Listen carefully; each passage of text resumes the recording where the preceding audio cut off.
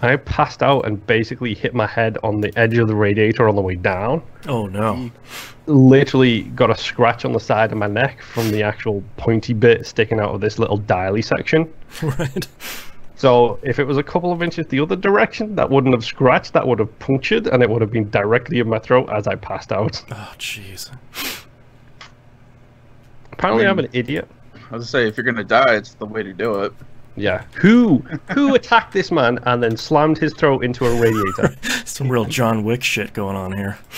Yeah. Get fucking Sherlock Holmes on the case. Alright, I think we are live again. I have changed our ingest server. Let's see if that fixes it. Mixer is unhappy, but I guess that's not too much of a surprise. We're live on Twitch and YouTube, so screw it. We all live on Mixer too. Okay. I was gonna say, it's loading up. Yeah, I'm just not seeing it here on my end. There we go. It's up and running. Okay, now it's running. Okay. Well, that ate up a lot of our time. Yep. That's good stuff. Okay, are you guys ready to get started? Yep. Yes. Alright, let's get started in 3, 2, 1. Welcome back to another episode of That Video Game Podcast. I'm your host, Boston. Joining me as always is Moonpeer. Hello. And the Nymph. Hello. Quick piece of warning here. Next week, we're not going to be live or anything like that. Got a mailbag episode because I'm going to be out of town. All the rest of the stuff that's regularly scheduled should be happening, but no live stream or anything. So check the YouTube channel for a video of that. We did make one. Keep an eye out. Something. I don't know. Patreon.com/E1M1, the ones are numbers. Teespring.com/thatvideogamepodcast, I think. Yes. If you're watching the video, the Nymph is wearing our most recent release. The dumbest of releases. The dumbest of releases. The We Know shirt, so go scoop that up. This is the best of releases. You should only buy it in the parchment colored That's right. setup that Boston has as default because yes, it the comes out really recommended good. color. Yeah, it very much does look like a parchment that mascot character would send you. He knows what you've done. Yes. Mm-hmm. He always knows. Yeah. All right, let's get into it. Moon, what have you been playing this past week? Okay, so I'm going to leave my let's all talk about this game together till last. Okay. We all know what game that is. We don't have to talk about it right now. So played a little bit of Apex Legends, not a whole lot to talk about on this one. Mostly I was playing this by myself, trying to get the dailies and the weeklies and the challenges done, because I got a sweet battle pass there. I need to get to level 110 for the first time ever. I'm enjoying it, as I always do. The Halloween event I've kind of fallen off a little bit, because I'm not great. So I tend to get killed real early and not have a hope in hell of actually, escaping on the dropship. Sure. And honestly, I've got the 2 skins I wanted from it, which was the machine gun skin and some other skin that I don't know. Some very memorable skin. Yes. I got the skins I wanted, so I'm fine. So Apex is just a case of hop in, play a little bit, play some ranked, which the ranked is actually surprisingly well done in there. Like, you gain points based on performances, and it seems to reset every season, so you end up being ranked pretty solidly with people in your skill level. I do better at ranked than I do at normal mode, which tells me that its matchmaking is working well. Okay. And then I played Dead by Daylight. Okay. Specifically, Dead by Friday. Uh-huh. So, firstly, shout out to T-Bomb Rocks, Brain Eater, and special guest appearance by BTG Inferno, another community member. Nice. Who all jumped in for Dead by Friday. We had an okay start, a really rough middle, and then a solid banger to close out the night where we all just escaped, like, fooling this killer. Okay. We were against some pretty solid killers because, unbeknownst to me, it's a double blood points weekend. Aha. It's our Halloween event got bugged, so we're doing this a little bit later than normal kind of thing. Sure. Something I didn't know until I loaded up the game was part of this huge new update they've got. Dead by Daylight has a season pass now. Aha. Just like everyone else. Mm-hmm. Like everybody else, and stop me if you've heard this before, but it has a free path and a premium path that you view the rewards as you go along the bar. You can upgrade at any time you want and get all of the premium rewards up to that point. Oh, goodness. It's $8.99. That's not bad.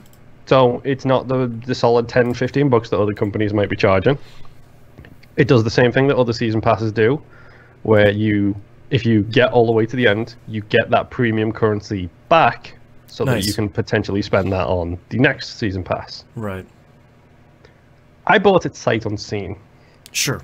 Like the second I realized there was a premium season pass, I was like, I've put more than 5 days into this game. Yeah.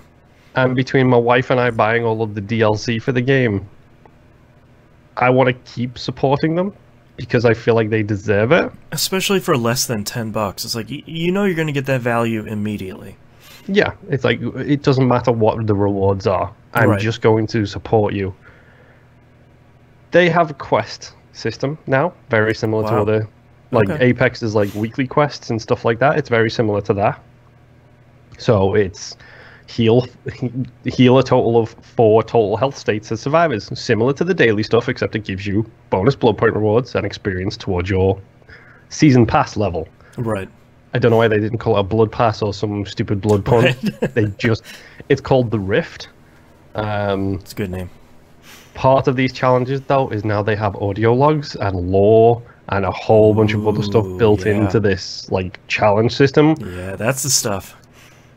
So you can go in and listen to people read this audio log about these killers and survivors and all kinds of stuff like that. Yeah, I like it. And now they've got charms. No! No! Where do they put the charms on? Okay, so this is the funny part. Because with killers, you're in a bit of a pickle. So we'll go over killers last. Okay. Survivors, I assumed they would do a Division 2 thing with the charms, where it's just like they will find some place to hang the dangly bits. Yeah, Division 2 is on their backpack. Yep, to the very bottom of the backpack, so you can very clearly see it, and it dangles and wibbles quite funnily. My skeleton dangling there. My space shuttle does the same thing. Yeah. So on the survivors, it's on the right-hand side of their hip. Wait, okay. Left side of the hip, I should say. And it's a dangly belt chain, essentially. Okay. Okay. Except you can equip 3. Ooh. So it's like a little row of 3 dangly keychains attached to the belt of the survivors. Turns into a weird metallic tassel. Yes. The 3 that you get for buying the season pass are a little model of Claudette Morel, who's one of the survivors, yelling, going like ah, and it's like a cute little thing. The second one is a orange flower, which looks like it's a flower from one of the levels, and the third one I think was just like a little logo. It's like, cool, that's fine. Then you get to the killers. So it'd be easy enough with the homegrown killers to find some place to put the dangly bits on them. Because, you know, it doesn't really matter what you do with the hillbilly, it doesn't matter what you do with the trapper, it doesn't matter what you do with these other idiots, because the Dead by Daylight company has all of the rights to those. But something tells me that big corporations aren't going to want a little dangly figure sticking off Freddy's back. Exactly. And the killer's a first person anyway. Okay. So they're on the hooks. Oh, wow. Okay. All right, yeah. Well, because that was the other thing, too, because not all the killers have weapons that I've seen. Some of them just use their hands and stuff, too. Some of them just vomit everywhere. Yeah, so I was kind of curious. Charms. It's like, I was going to say, does somebody just have like a thumb ring charm or something, or what's going on? It would be hilarious if the hag who uses her long nails literally had like little, like nail glamour or something for hair stuff. That'd be great. But no, they attach them to the hooks, and on the killers, oh sorry, on the survivors side, they're tiny. They're appropriately sized little dangly things that you can see. On the hooks, these things are like, the figures are like 2 feet tall. It's like this giant thing like hanging off the side of the hook. It's so dumb and so hilarious. What kind of charms do they have so far? So I've gone through and I've had a look, and it's basically themed around different people, different costume packs and stuff like that. Like, there is the Macmillan Estate logo, which is the logo you start with when you buy the premium pass, I think. And the Macmillan Estate is the home of the Trapper. That's his map, so it's all based around him being a rich boy who basically murdered a bunch of his workers and then became this serial killer guy. So it's his logo associated with him, like as Claudette's got the little figurine kind of thing, the flower is associated with them. But I had to look down, and there is some really, really dumb ones. Like, one of Claudette's perks is botany knowledge, so she can heal people really quick because she's good with plants. One of the charms you can get later on is a little house plant that you can just attach to these people. That's really good. But they do have like killer and survivor specific ones too. Like, there's generic ones, and then there's one specifically for each side. And there's also a whole bunch of costumes. A whole bunch of costumes, like, included within this, like different jackets, faces, outfits, whatever. So yeah, I bought the season pass, and I don't regret it. No, I mean, you're basically like tossing $10 in a tip jar. Yeah, pretty much that's how I viewed it. And honestly, even if I only play the game like every Friday, which I probably won't, I will probably be a bit more focused about getting my dailies in it done now. But even if I play the game every Friday, I'm still going to make enough progress to where I don't need to worry about it. Having those challenges associated with the text logs now gives me a goal. It gives me something to focus on other than just A, grinding out achievements. Right. And B, getting excessive blood points that I don't actually need anymore because I've got my Legion where I want him. He's my chosen killer. I've got my David where I want him. He's my chosen survivor. So it's like, okay, what do I do with all these blood points other than just pump them into people who I don't care about so I can try and get their skills? It's like, okay, now I've got these challenges and these specific goals that I can actually aim for. So it's like, the best thing about the challenges, they have survivor track and a killer track. So you activate one of the challenges, you go for that, and then let's say suddenly 3 people jump on who want to play. You can change that challenge to a different one and not lose progress in the original challenge if you haven't completed it. That's nice. So it's like, yeah, okay, I'm in. I don't care. I'm in. Just pulling you back in, pulling you further in. Yeah, it's okay. That's good. Yeah. Let's go. I'm fine with this. Yeah. Plus, you know, it's Dead by Daylight, and I love the game, so I'm perfectly happy playing it. Speaking of achievements in Dead by Daylight, though, we have all heard me bemoan the nature of the adept achievements. Yes. Yeah, I got this adept pig, and I got the adept cannibal. Yeah, what's up? So that means I am now almost done with the Soul Lady. So the Soul Lady, I now have her stupid adept achievement, and the cannibal, otherwise known as Leatherface, I have his adept achievement. So now I'll just gotta grind their stuff out, and I'll be fine. And sure, I'll chainsaw 100 people eventually. I'll put 125 bear traps on people eventually. Yeah. But it's like, yeah, now I've got reasons to, especially considering some of those challenges in the new like season pass thing are killer specific or ability specific. So it's like the next one for my killers, I think, is to smash 5 pallets or generators while I have the brute strength perk attached. The brute strength perk is specifically for the Trapper, so I have to play as the Trapper unless I've unlocked his perk for elsewhere, but I don't because the Trapper sucks. Sorry, T-Bomb, he does. I have to play as him to get that perk, to use that perk to do this mission, but that's fine because I can jump in and do some Trapper stuff. And it's like, cool, spend some blood points, earn some blood points, get my cosmetics up, get all the stupid stuff. Get that season rank up. Yeah. What have I done to myself? You found a game that you really like. Yeah, how dare you? You know, all we need is an Elite Dangerous season pass, and then basically I'm playing 3 games for the rest of my life. I'll never see the two of you ever again. Which, hey, since we're talking about Elite, I'm just going to do it publicly. Angel, I'm sorry I have not been able to play with you recently. There you go. No, he's not. He's not. No, I am. Sometimes life gets in the way of exploring space. Yes. Sometimes. Or, you know, different planets, or anything else that you want to do in video games. Yeah. So, yeah, that's Dead by Daylight. I still love Dead by Daylight. It's great and fun. Go play it. Moon Pier on Xbox One. Yes. Thank you again, everybody, who shows up for Dead by Friday. If we get one more, we can have private matches and just scare each other to bejesus. There you go. That's fun. So let's talk about my last game this week. Yeah, it's The Outer Worlds. Yep. I have made it. I finished the first dungeon on Roseway. Okay. That science, the secret dungeon that just has a sign on the outside that just says "This is a secret dungeon." It's like a secret lab. the secret lab that's past the not so secret lab. Yeah, it's really great. Okay. So you've done the first town thing. Did Edgewater? Yes, I have made. I have made my decision. Okay. And I made the wrong one. So.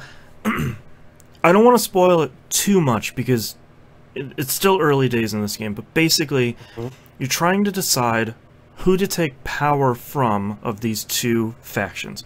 And by power, he doesn't mean political power, he means electrical power. Yeah, and a power core. The great and terrible thing about this decision is you see it coming from a mile away. And you get all the information and everybody weighs in, and you still have to push the button to do something. Yep. I took power away from the outside camp. Okay. Which gave me an option I was hoping for. And I went and did that option, and I reunited people. And I felt really great about myself, thinking, alright, I came to a really great decision. And I get back to my ship, and I go to the captain's quarters, and I look at the new sign that's in my quarters, the big Edgewater fishing cannery sign, and it says, essentially, you have reunited the town of Edgewater, but taught them not to dream. I was like, see, I don't have that one because I went with the other one, so I have a plant in my room. Yeah. Aha, interesting. Yeah. So I might. That sign has guilted me into next time definitely trying out the other option. So, honestly, I made the other option, and I still don't know if that's the right choice, especially after conversations that I had after making that choice. Especially probably with Parvati. No, she understands. She's relatively okay with the whole thing. Parvati is one of the best characters of 2019. She understands. Yes, she is. But no, it's the conversation with the leader of that camp. Gotcha. Where you find out future plans, and you're like, whoa, whoa, whoa, hold on a minute now. This wasn't the deal. Right. Also, I still think there's something fishy about that fertilizer, and I've got a sneaking suspicion Did you find out what it is? No, I didn't. Okay. They never come out and say anything specific about it. Oh, they definitely do. Oh, do they? Oh, yeah. Wait. Oh, well, I need to dig around more. Did you find out this before you made the decision, or after? I definitely did. And I still made that decision. I found out. I questioned her, and I found out exactly what the fertilizer is made out of. We can talk about it offline. And I couldn't actually find out. I didn't find out anything either. There was a lot of things that I found that were hinting towards what it is or what it could be. No, but I never found anything concrete. By that time, I think I had like 45 in science, so I was able to ask her like, "Hey, like scientifically, what is this stuff?" And she was like, "Oh, it's this," and I was like, "Okay, cool." So I'm guessing that is one of the reasons why you made the other choice, and that is one of the reasons why I'm suspicious if I made the wrong choice. Well, part of it is combining the fact that she has figured out how to create this fertilizer to grow plants again on this previously dead planet, along with finding out what the diet of Edgewater people really is. Yeah. Combining those two, thinking, we need a little bit of dietary variety here. Mm-hmm. Well, and Moon, how far are you in the game? I'm done with Rosewood. Okay. I've been to the relay station. Okay. Which is just a little side mission. That's a nice quick thing. I'm the on Devil's Peak or whatever.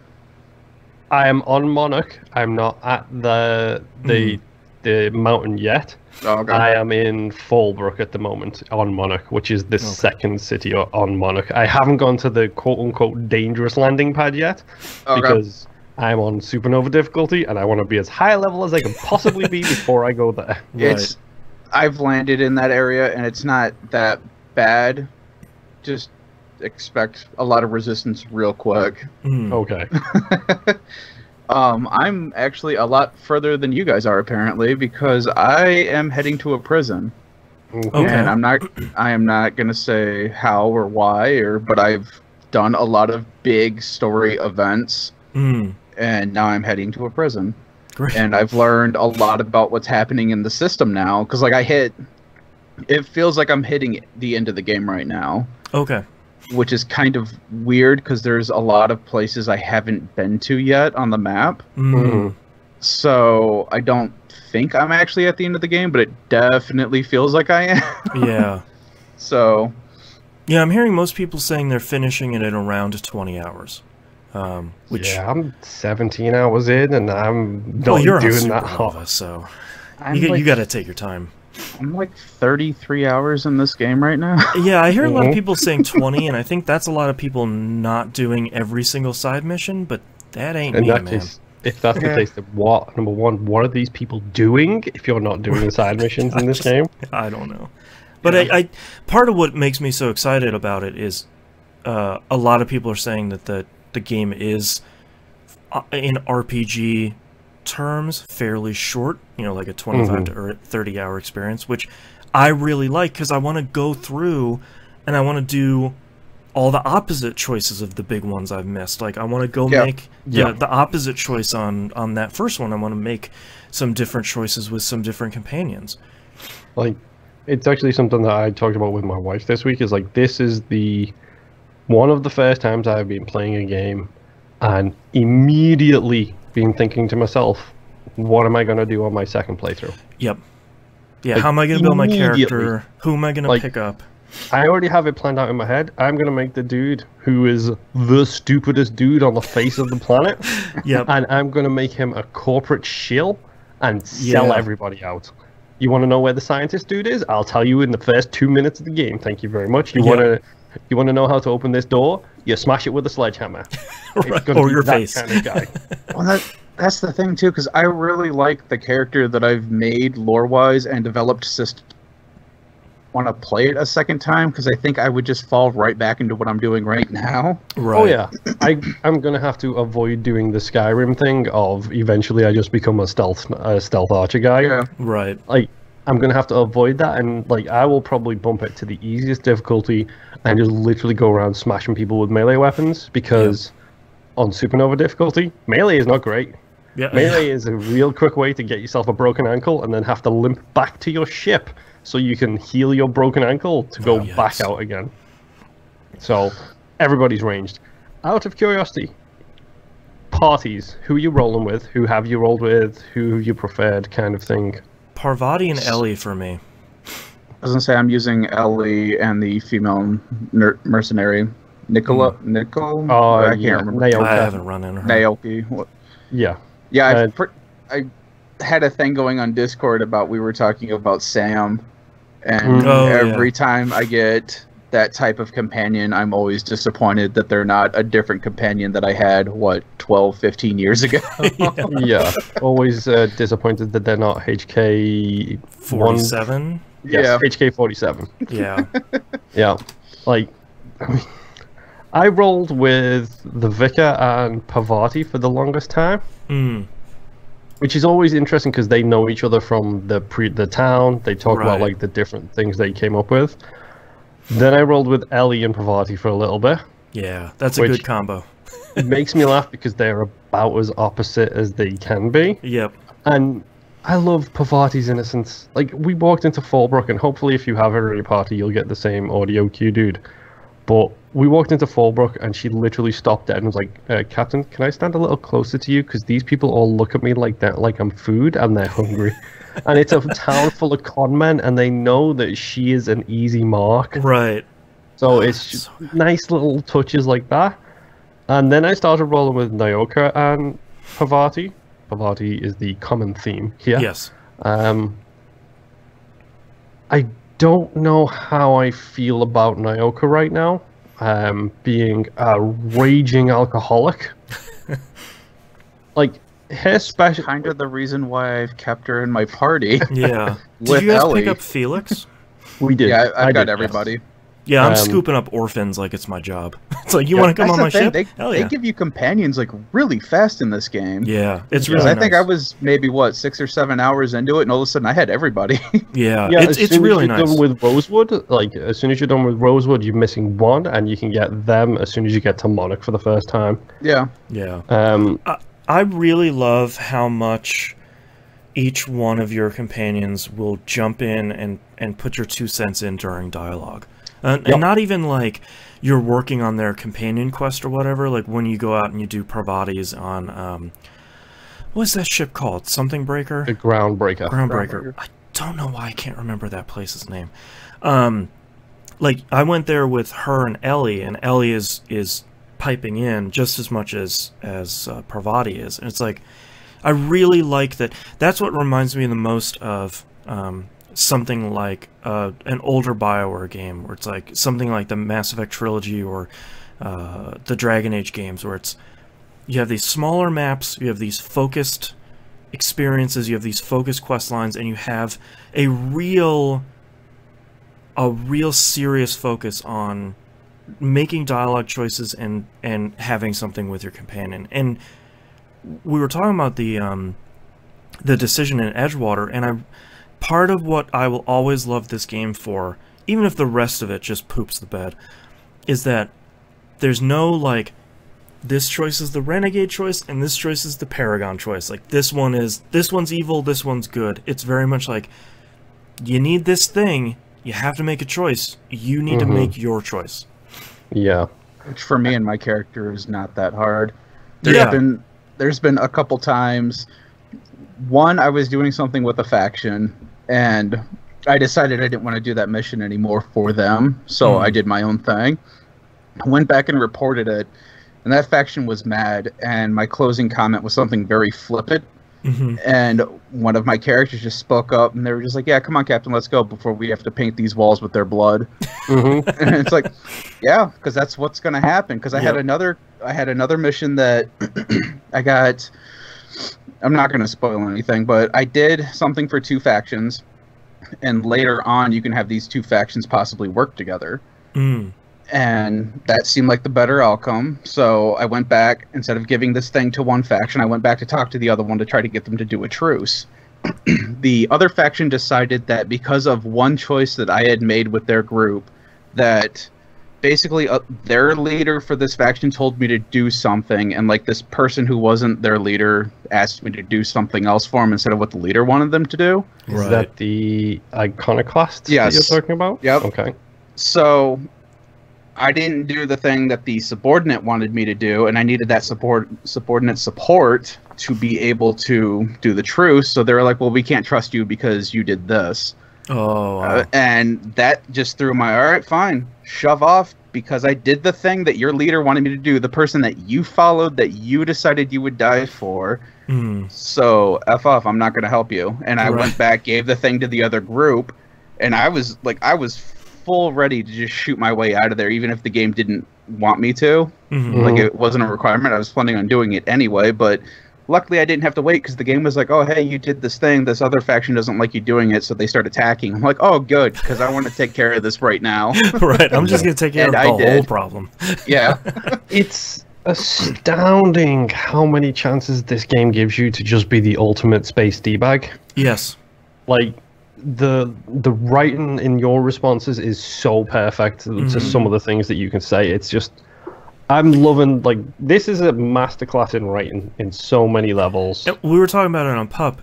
Thankfully, it gives the entire text of your response in the window. And not like you're voiced, but like, I hate when games do this and like, the response in the window is like, can I ask you a question? And what happens is you just shoot them in the face. It's like, it's just like, wait, that's not what I want. What the hell?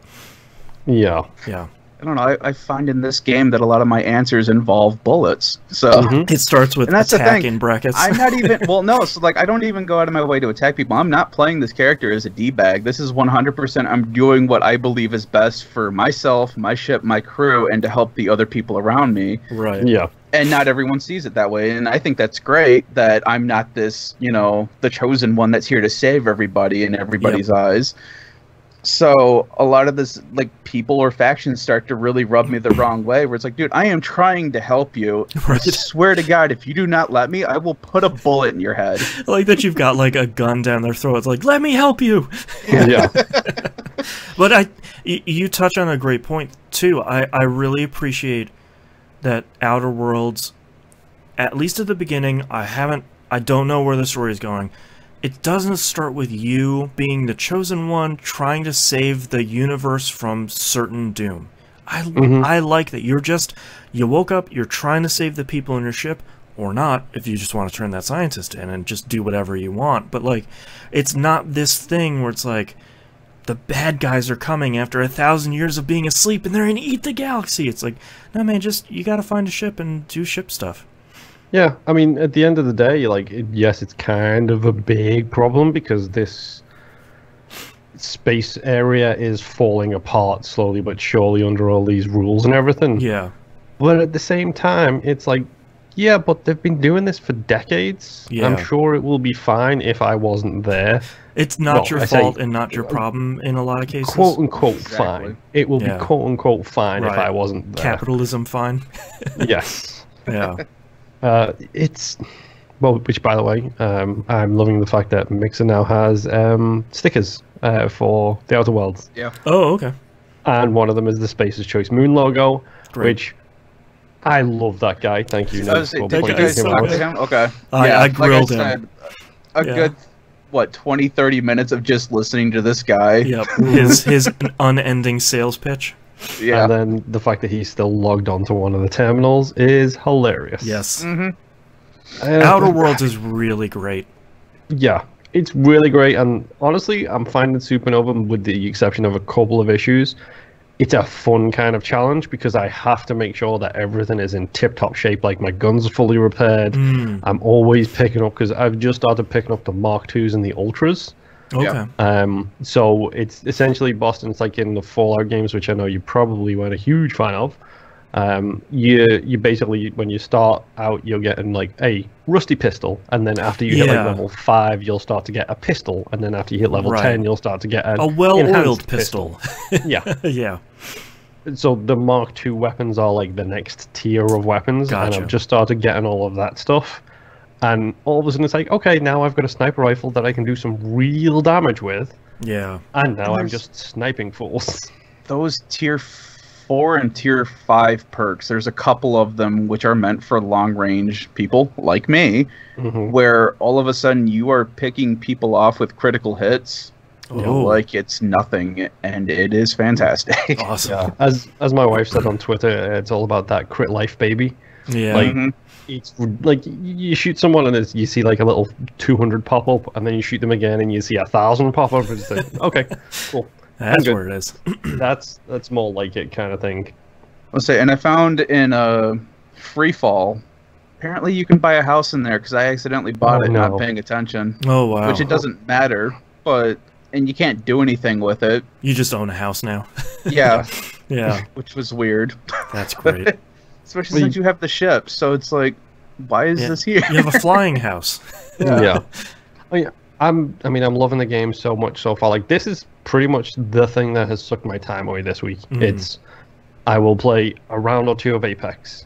I will then switch off Apex, load this game up, and sit down for a good 4 hours of just running around and trying to explore and see every single nook and cranny. I bumped into a Mega Beast for the first time, and oh boy, was that scary. Oh boy. Those are fun. Yes. It's just, generally speaking, it's a really fun, enjoyable experience that's helped so much by the writing. Yeah. Everyone is so unique. All the characters are unique. I love the special abilities of the characters. Like, everyone having their own little special ability. Mm-hmm. Have any of you guys used Felix's special ability? Yeah, I was actually going to ask you about that. So because he does a wrestling move. Yeah. So, like, Pavati, you use her ability, she slams a hammer down and shocks people nearby. Right. The preacher dude, he quotes something about following the law and shoots people with a shotgun. He sucks. Ellie's is like a cowboy pirate, space pirate, like pew pew pew pew. Hold the trigger and hit the hammer, yeah. Nyoka's is downing a bottle of whiskey and then letting loose with a minigun, which is fantastic. And Felix's is he runs up to them and does a drop kick. Great. Like a straight up drop kick, just like runs straight at them, flies through the air, both feet out.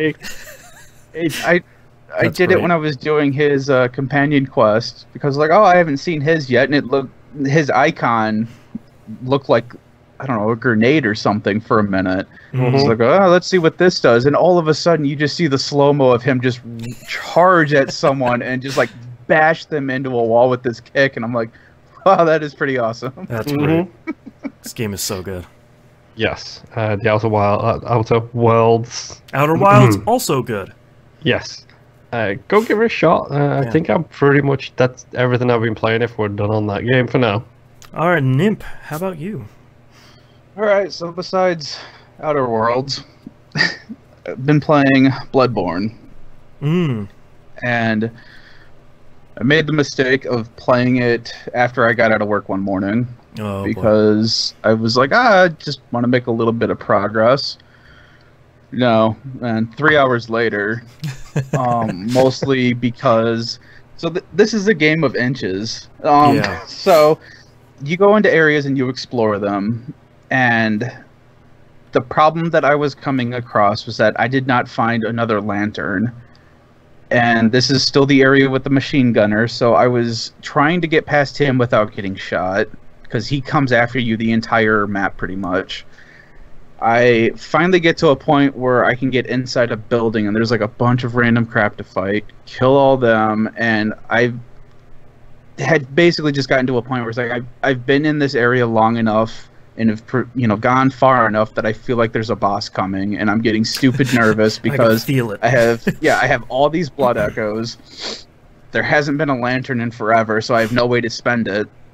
So then I'm starting to weigh. It's like, should I go back to the lantern, cash these all out? But then that also brings back all the enemies in the area that I just cleared out, which isn't so bad now because I know where they're at. But there's this one area in a church that I had found where you're fighting like these half werewolf things, and they can poison you, and it is the biggest pain in the butt fighting, and they ambush you and they charge you in groups. So you're fighting like 5 of these things at a time if you can't separate them. Oh, wow. It's not great. So I decided not to go back because I didn't want to redo all that. And I get to this point in this church after clearing it that there's like this huge monster body hanging from the ceiling. Oh, no. It's not moving or anything. Not but yet. I'm like, crap, this is probably it. Because I'm like, yeah, this area is big enough for a boss fight. I walk in there, nothing happens. I skirt around the wall, nothing happens. It's like and then I get a side eye to the whole building. Yeah, like waiting for something to twitch. And then I get to the end of the room where the door's at, and there is a pedestal there that has an item on it. Oh, no. I'm like... And I just stand there for like a good 2-3 minutes, like, should I try the item? Should I chance that this is the flag that goes off and starts this freaking boss fight that I'm afraid of doing? Right. I'm like, well, first let me walk out this door and let me see if it'll even let me leave the area. And it does, and it continues on. I'm like, all right, so I turn back around and I go back and weigh my options. I'm like, well, I have enough potions, I have enough bullets, I'm feel pretty confident I could take this thing if it happens. Do this. So, after psyching myself up for this boss fight, grab the item, nothing happens. Like, okay, so I quickly run out the door, nothing happens. I'm like, alright, so this isn't the boss fight then. So I continue on my merry way of this dumb game, and I get to this point where there's another hunter in this game all of a sudden, and they are acting very sporadically, and it looked like another person was in my game. Right. But the problem was I didn't get the header at all saying that I had been invaded, because they still have that in this game. Oh, okay. So I start freaking out a little bit. It's like, well, did I miss it somehow? Because normally it takes up the whole screen and just says, you know, you're being invaded or whatever, and it's all blood red and crap, but nothing popped. And this guy is like running after me. He's being super erratic. He's acting like a player that other players that I've seen hunt other people. So I back way off and I start watching this guy, and come to find out eventually that it is just an NPC that you can fight. And that guy is stupid difficult. Wasted a ton of my resources fighting him. And he's in an area where if you stay in like the lower left-hand area of this tiny arena type thing that you can fight him in, the machine gunner can't shoot you. But as soon as you step out of that area, the machine gunner just goes full bore into just you, not the other hunter. Of course. So you're trying to compete with this hunter and the machine gunner guy at the same time while trying to stay in your little area. Finally take this guy out, and I still haven't hit another lantern. I'm still waiting for this other boss fight to happen because it's been a while, and I'm like running out of resources. I'm cutting through shortcuts that I found, trying to find, did I miss something? Did I walk by it? You're exhausted. Yeah, and yeah, that's the other thing. I just got out of work, and it's like 3 hours after that. I am tired, and I know I'm going to make a stupid mistake, and I know it's going to make me mad. Yep. So, finally, after fighting full-blooded werewolves, a bunch of other semi-werewolves that like to hide in the smoke, which makes it a real pain because this whole area is smoky from things being on fire. I finally find the shortcut that I'd brought up last time, where I felt like I came halfway in a shortcut because I couldn't open the door. Ended up on the other side of that door and was able to get back up to that lantern. Oh, nice. So, cashed out all my stuff, was able to level up like 5 times and upgrade all my gear and stuff. Wow. And that was it for that day. Yeah. And then because I was like, I need to go to bed. At this point, it was like noon. So I came back to it a couple days later. So I'm like, I have to be close to a boss. I went probably like, I don't know, 5 minutes further into the area where I left off. And I find this area where I can summon an NPC that I had seen earlier. Like, okay, this has to do the boss thing, because normally the game doesn't let you summon anything, you know, just sporadically. So I summon the guy, walk into this other cathedral, and yep, boss fight happens. There you go. And I managed to beat them first try, but if it wasn't for the fact that I had this person that I had summoned in, this NPC, that wasn't probably going to happen that day, because that boss was rough, even with 2 of us there. Right. So managed to do a lot of, you know, the NPC would take a lot of its aggro, so then I would attack it from behind, we'd back up, and then I would take a lot of its aggro. That way the NPC would have time to heal up. But, I mean, a couple of hits and you were almost dead, and we were not doing a lot of damage, which is very disheartening because everything else leading up to this point made me feel like, okay, I should be alright for this boss. And like I said, if I did not have that NPC with me, probably was not going to happen anytime soon. Yeah. So that's it for that game for right now. I finished that boss, went back, dumped all my blood points and stuff, and I got to figure out where to get out, because all these maps are basically this giant loop. Yeah. And I'm guessing I missed something, because there's not another door after that boss to continue on to the area, so now I got to figure out, okay, where do I go now? Yeah, right, which staircase you didn't take down or something. Yeah. Yeah. So that's been a lot of fun. Screw that machine gun guy. Which I can fight him now. I have a shortcut to go fight him. But I did the chicken S thing of I climbed up the ladder and just poked my head over and just kind of looked at his gear, and I'm like, no, I don't think I'm ready for him yet. And just climbed back down. Right. I'll see you later. Yep. So after that, played Cold Steel 3. I spent the money, spent $1.99 to buy what is called a ride-along character. And it is a costume item that you can put on your character, and it's basically Donna from E7. Mm-hmm. And I can it's a doll, it's like a chibi doll that clings to a person's arm. Mm-hmm. So you're saying it's a charm? Yeah, pretty much. And she is on Reen's arm now, and it is funny because she shows up in the cutscenes and everything as well now. Right. I love it. So these guys are having this serious conversation, and there is this chibi doll of Donna just on his arm, and they stare out. And I found, pretty much. And I found out that she blinks as well. Oh, that's really good. So JRPGs are so good. Yeah, these guys are having like this completely serious conversation, and there's Donna just blinking with a smile on her face, watching. Yeah. So good. Best $2 I spent in a video game. Yeah. But the story in that's finally, well, I won't say finally, but the story is picking up a lot more now. I've run into a lot of the previous Class 7 people that I had control over. I've got 4 of them now that I'm supposed to be off doing something with. I didn't get too far with that. But I've completed a bunch of missions with my class, the current Class 7 class. Have met up with a lot of previous characters, and now I've been introduced to the current baddies for this game. And they are just a bunch of crazy people doing dumb, crazy stuff. And so it's 2019. Yeah. I mean, they have no interest in destroying the world or whatever. They are just there to cause a little bit of chaos here. And I'm like, all right, cool. I can take that. No one's real serious about anything. So there's kind of like this weird mutual respect that everyone knows that they're powerful and they could both wipe each other out at any given point. But everyone's just kind of screwing around. So it's Dragon Ball. Yeah. Right. There's like no real leveling up or anything because everyone's at the same power. But I've run into a couple of those battles where it's supposed to be a really difficult battle, but it was fast and easy for me because I don't know, I over level sometimes when I get bored. Yeah. Mm-hmm. So it was nothing to me to win this battle, and at the end of the battle they're acting like, oh, they're all, out of breath and they can't carry on. It's like, no, man, we just wiped this boss in one turn. Freaking stand up, man. Come on. Right. So, after that, I was feeling in the mood to kind of blow stuff up. So I played a bunch of Rainbow Six Siege.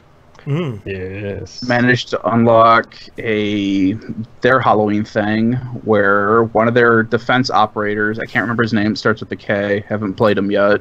Capcan. Yes. I unlocked the hood for him where he looks like the Reaper now. Yep. But I did not have him unlocked yet. So I played a bunch of matches, got my in-game currency up, and bought him so that way I could put the mask on him.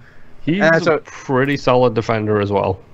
Well, and then once I unlocked him, like, I'm not really feeling this game right now. I mean, I was having fun, but I tried their Halloween event thing where you're basically, it's lethal hide and seek.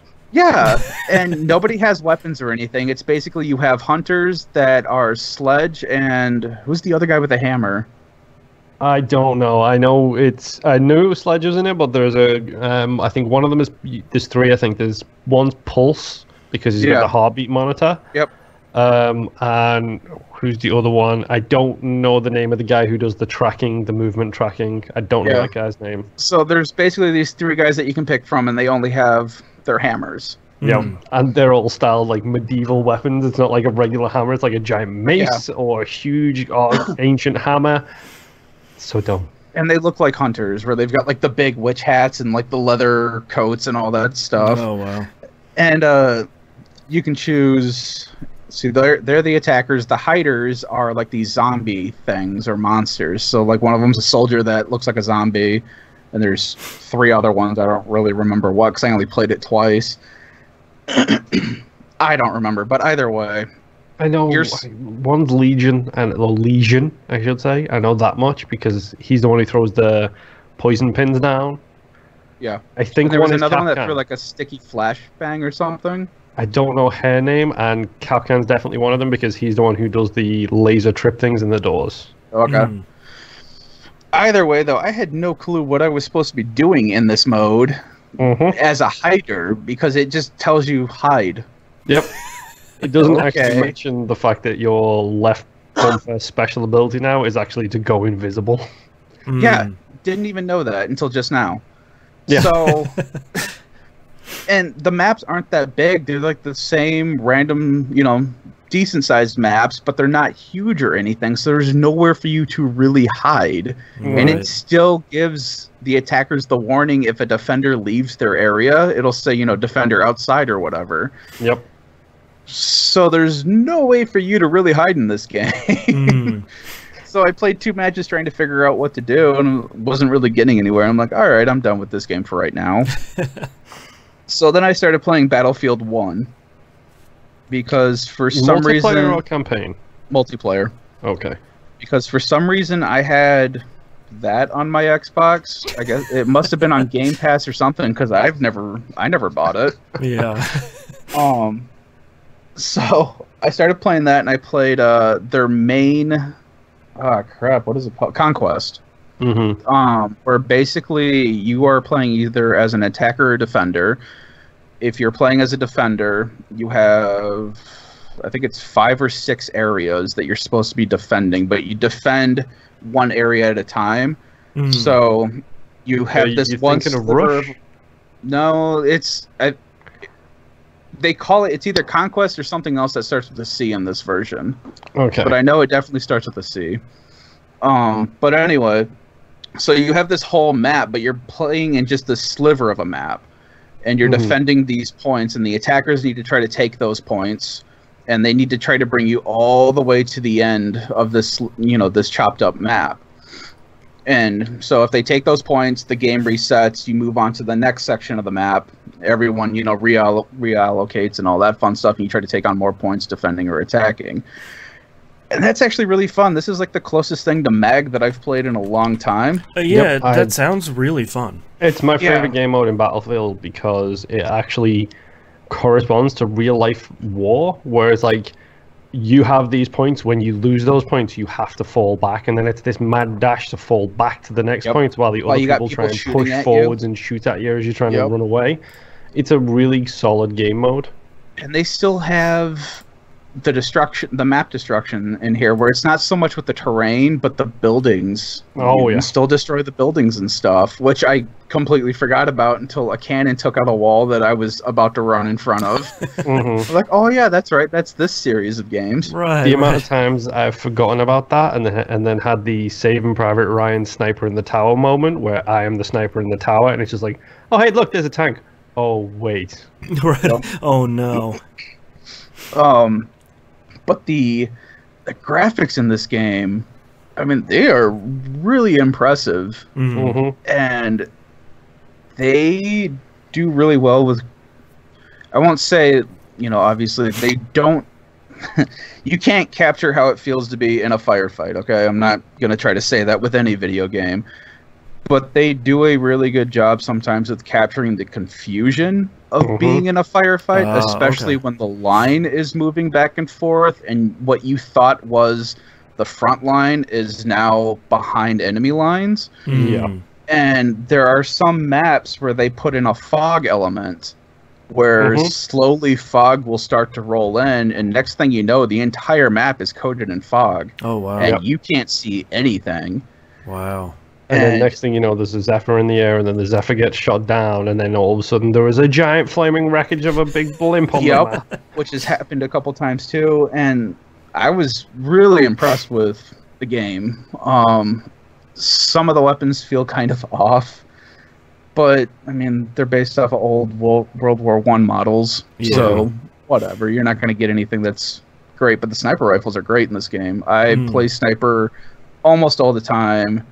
And I was able to get back into calculating bullet drop and all that fun stuff.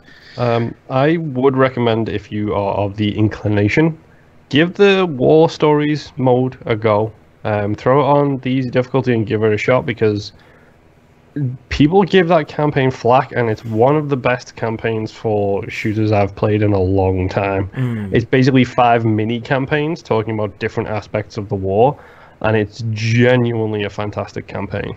So, because I've started unlocking, not lore, but I got like the information packets, I guess, about specific things while playing the multiplayer, where it's like, oh, you played as an assault class for 30 minutes, and now you've unlocked this thing that you can read or watch talking about, you know, certain people and how they lived throughout the war and all that stuff. It's pop-up World War One. Yeah. So that was pretty interesting, and I'm really enjoying that game. But then I later decided, okay, I want to play a Call of Duty game. Wow. And I have Call of Duty Black Ops 3 on my PS4 because it was on Plus forever ago. So I downloaded that and started playing it, and apparently this is the game that nobody likes for Call of Duty. Okay. Is that the near future one with the wall running and the jetpacks? Yep. The space one. Yep. Yeah. I really like it, though. I know a lot of people didn't like it, but I heard the campaign is really good. Haven't even touched the campaign yet. Just wanted to play multiplayer, but it's like, I really like what you can do in this game. I really like the operatives that I've unlocked so far, and the weapons still feel good to shoot. It's just the whole reason I've never bought a Call of Duty game was because of how they went about doing maps originally, and of course I load up this game and there's still like 17 different map packs still at $15, $20 a pop for like 2 maps. Yeah, so I still can't get behind buying them, but for people who really like it, yeah, go for it, whatever. But and yeah, I played probably about a good 2 hours of that. I'm running into this weird issue with Call of Duty where I will sit there and wait at the load screen for it to put me into a match, and then it will finally load me into the match, and then it will kick me saying that I was inactive. Fantastic. Like it happens almost every match. I usually have to sit there and wait about 10-15 minutes before I finally get into a match that it doesn't kick me from. Oh, weird. Yeah, it's kind of stupid. Yeah. Because if I'm inactive, it's because I'm waiting for your dumb server to finish loading its crap so that I can play. I'm finding a game. I'm here. Yeah. I wonder if that's secret code for, oh, you tried to load into a map that was DLC. Oh, maybe. Yeah. I don't know. Because it gives you the option, like the old Call of Duties, where you could pick DLC maps or whatnot. And I have it set where I should just be playing the core maps. So I played the future Nuketown where they replaced the E's with 3's. But yeah, besides that, that's all I've been playing. Just dumb shooters mixed with RPGs, Bloodborne. The it's a usual. fun time. Yeah. What about you, Boston? I've been sick this week, so I played a pretty good amount of Stellaris. Tell me about your bugs. That moth was such a jerk. So I said, if you look at my Twitter, there's a very mouthy moth that was not a fan of the United Earth Alliance. I started another game, I think that was before we talked about it last week. I set it to the largest galaxy size that the consoles will allow, which I think is 600 star systems. I set it to only one other AI person, and that AI person started not very technologically savvy. I think they start in the space age. They don't start all the way back in the Prehistoric age or anything like that. So I'm finding a lot of, they call them like feudal kingdoms. It's basically, they don't have the capacity to do space flight, and part of what you can do is set a monitoring station above the planet, and then you can help introduce them to your technology, and depending on how far back they are, that'll depend on how long it takes for you to get them up to the level where they can explore space as well. Dude, first contact rules, don't introduce alien technology. Well, you can do that. If you don't like first contact, you're breaking Brannigan's rules at least. Well, there are 3 options you can do. One is just watch them and don't do anything, and you'll get 2 types of currency for doing that, basically research currency. The other one is invade, take them over, bring them up by force. That will take very little time, but they're not going to be very happy with you. And the third option is the one I always do, which is like, you know, we come in peace. Here's how to get to space. If you're in the Stone Age, it's going to take us hundreds of years. If you're already sort of in the Atomic Age, it's probably maybe take like 10, 20 years. If you use that third option, they are formed as a protectorate. So basically, you know, you have shown us a lot of technology, so we are under your protection as we get better and better and better. Usually, they start out as loyal to you because you've shown them all this technology and you've helped advance their civilization. Except for this one moth jerk who's sort of like, yeah, you know, why should we listen to the United Council of Earth when you guys are all idiots? I was like, okay, wait a minute, man. Your moth guy is essentially America to the colonies. Pretty much, where it's like, how dare you try and tell me? It's like the teenage United States. And it's just like, we don't want no taxation with that representation. Yeah. Eventually, you just want to bring down your gods. That's all it is. And so I essentially gave him a whole bunch of research data, and is like, I love Earth. Woo! Yeah, Earth is great. And it's like, okay, I know you can be purchased. I see, Mothman. Oh, so he is 100% American. Yes, very much so. Either by carrot or stick, you will follow me. That's right. And I don't want to invade you, so I will send you some research data.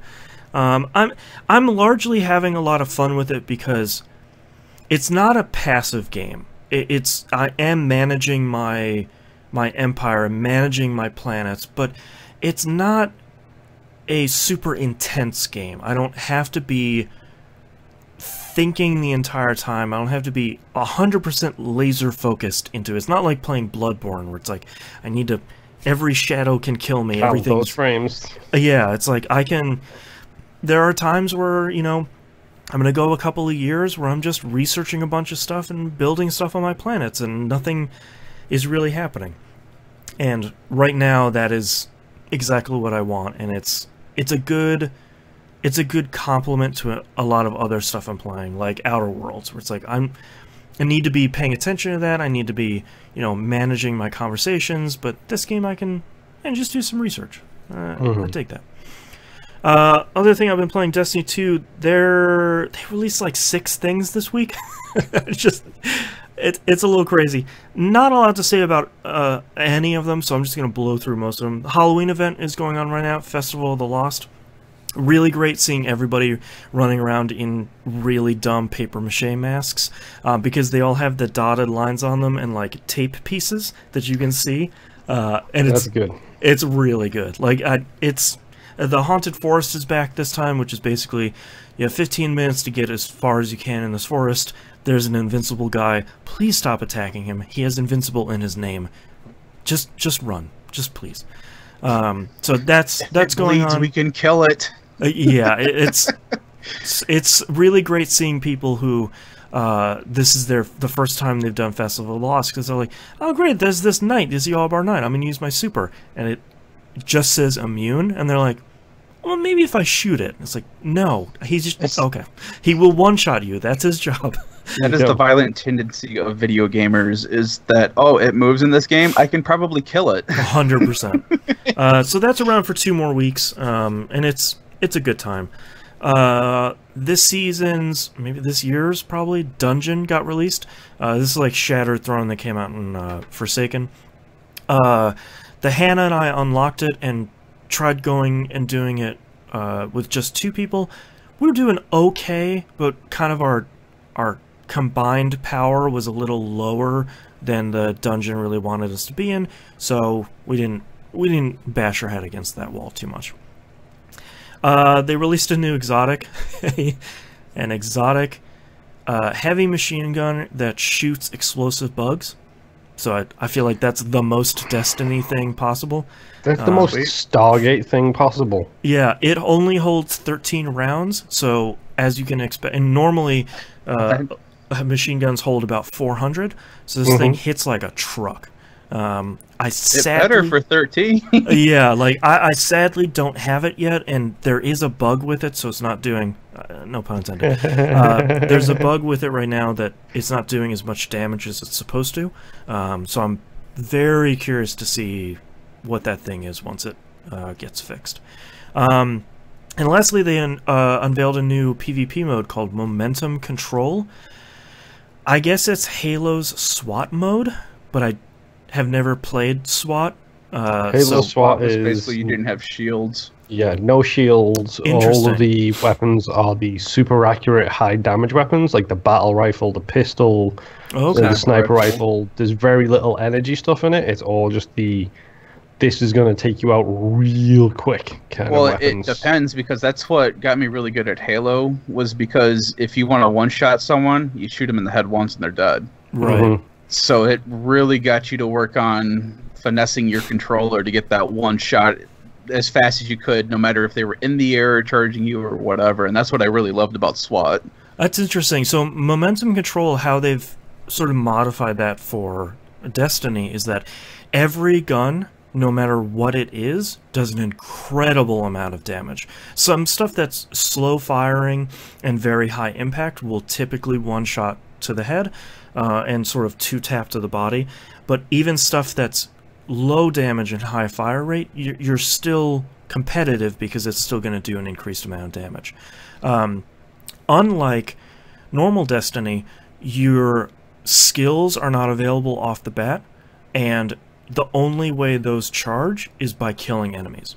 So if you want your grenade, you want your melee, you want your class ability, you have to go kill people for that to charge up.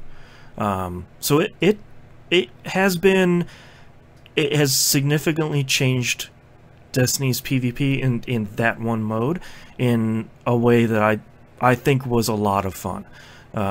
I hope they bring it back. I hope they put it in the rotation, because I think that coming back would be a lot of fun. Because there's stuff like Mayhem where you just use your supers nonstop. They charge in like 2 or 3 seconds. And there are a lot of other PvP modes, but this one is one of the few modes that feels like this is very gun focused, and you want to play with stuff you don't typically play with, and that's going to serve you pretty well. Do you keep your charge after you die, or do you have to rebuild that charge? You do keep it, yeah. Yeah. So you're sort of building it up. Supers take a lot longer to charge, and your resistance when you're in your super is significantly lower. So someone can't just control the map in their super, which is really great. Yeah.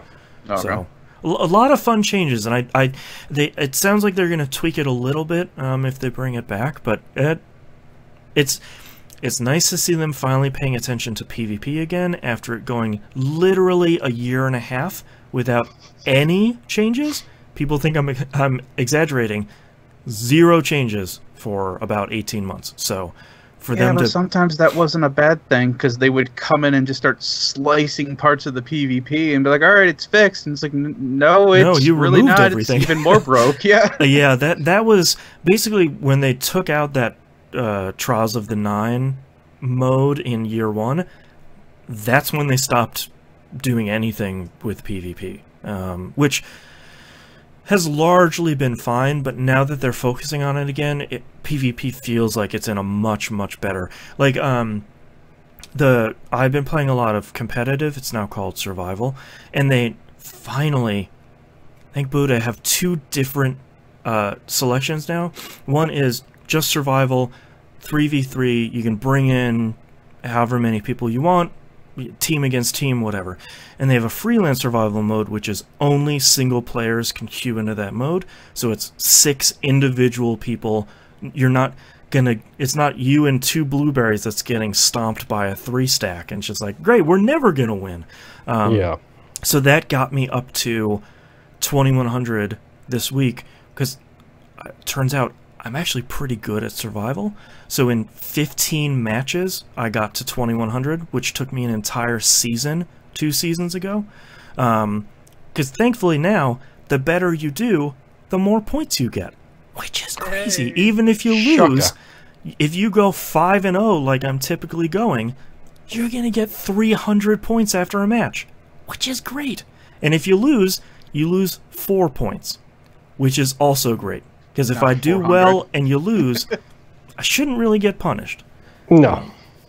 Destiny 2 is in a really great spot right now. And we have a month left on this current season.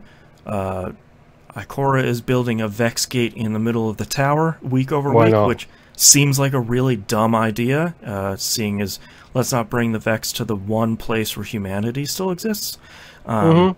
But that storyline will wrap up the season and remove all of the seasonal stuff from the game and introduce Season 9 and introduce all that stuff. So I'm very excited to see how they're going to transition between seasons now instead of, here's more stuff to do. It's like, no, we did that stuff, we completed it, here's where the storyline is going. So 2 thumbs up for Destiny, still. And that's all I've been playing this week, so let's take a break. Yep. What time is it? 3:30. Bathroom. Still have an hour and 15. Okay. Check news stories real quick before Moon comes back. Hello, everyone online. Nice to see Mixer continues to be Mixer. I see so many people that are moving from Twitch to Mixer, like large streamers, and they're saying that Mixer's community has largely been so much more friendly and welcoming than Twitch's is, and I was just like, boy, that has not... I don't know if it's just because we're in the talk show category. Probably. Yeah, it has not... That has not been our experience. I have not... Even during my streams, I have not come across as many douchebags as we've gotten in this one. Yeah. So We're just I don't know what the hell. A moth to the flame over here, man.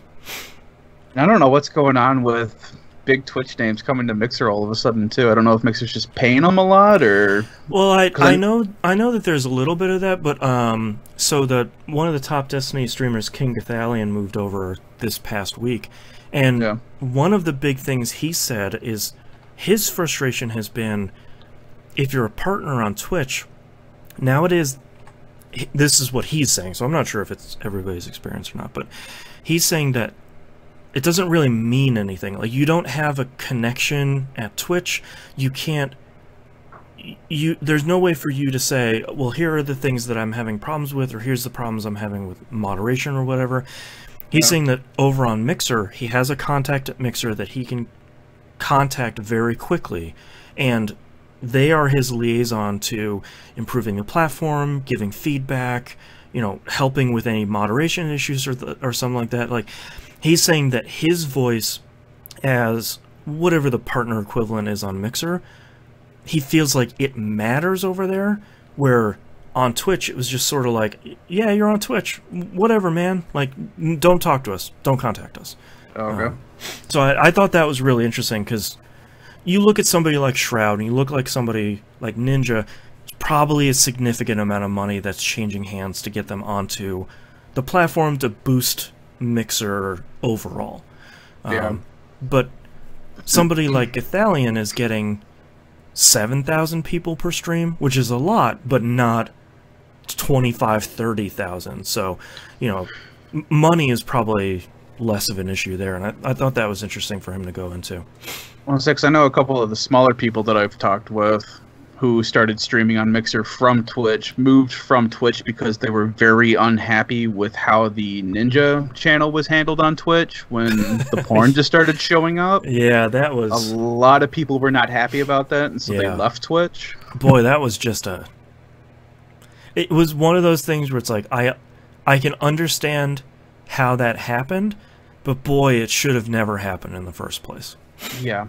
So bad. So if anyone listening or watching didn't catch it, basically when Ninja left Twitch, the URL, like twitch.tv/ninja, was starting, it said there was a big banner where it's like, oh, Ninja's in another castle, but here are some other cool streams you might want to check on in the meantime. And it would show like 8 or 12, I don't remember if it's random or high profile or whatnot. Pretty much as soon as that went live, like the very first slot, like the top upper left one, was just porn. Just someone streaming porn. So, like, potentially millions of people, Ninja's fans also skew very young, suddenly we're watching a lot of porn. And this was in the middle of the confusion where it was just announced that he was going to Mixer. Right. And so Twitch went live, so everyone's thinking, oh, maybe it's his last showing like on his Twitch. Yeah. Yeah. Nope, just a bunch of porn. Boy, I'm saying, boy, was it a showing. Yeah. Yeah, that wasn't... Nobody... But it's one of those things where it's like, you understand what they were trying to do, and I understand they were trying to feature a bunch of random streamers. You can't do that when this person has millions of followers. You have to curate this stuff. Like, you have to know that those channels are going to be representative of the... Put people like Ammunition on there, like people you know that are going to have a good, solid, unoffensive stream. Those people go there, not just some randos. And that's the thing too, because I haven't seen it on Mixer. Maybe it happens, I don't know, but I haven't seen anything pornographic or anything like that on Mixer at all. Well, they now have that 24-hour key wait period specifically for that. So, like, someone can't just create a live email account, spin up a thing, put that in, you know, in OBS Studio and just start playing some porn within 15 minutes. Yeah, they have to wait a little bit. But even before that, though, I never noticed... I've never seen anything like that before either. No, yeah. So I don't know what is going on with Twitch. I think the hard part is neither does Twitch, really. Like, I don't think they understand... I feel like they don't have a good sense of what they want their platform to be and how they want to manage it. You know, we always see these problems around rules around what streamers can and can't wear. And it's like, there's stuff where it's like, oh, you know, men have to be wearing shirts and women can't be wearing X, Y, and Z. But you always see these big streamers where the dudes just aren't wearing shirts. And it's like, you have to manage this stuff. Like, you have to police this stuff if those are going to be your policies. You can't just apply them to just women and say, like, oh, well, they were breaking the rules. Yep. Welcome back, Moon. Thank you. Sounds like an interesting discussion. Yeah, we were just talking about Mixer and Twitch. Yeah. Good times. There is one guy that I watch, though. GamerQuest, shout out. He wears a tank top all the time, and he's got his Triforce tattoo right there. Oh, nice. But the guy wears a different colored tank top every stream. That's great. So it's kind of become his thing, and I make fun of him all the time whenever he wears a shirt. And I was like, "What? Is it laundry day? What happened?" Right. All right, you guys ready to wrap this thing up? Yep. All right, starting in 3, 2, 1.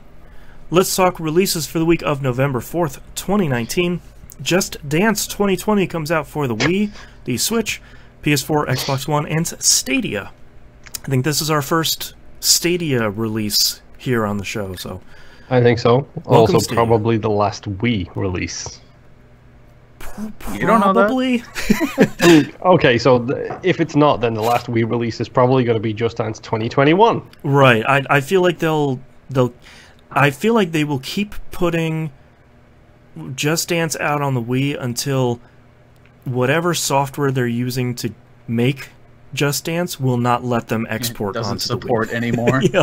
Whenever they just cannot get it to work, then that last PC dies. The Wii is so prevalent that even in the company that I am working for, I have found a Wii that is currently on my desk.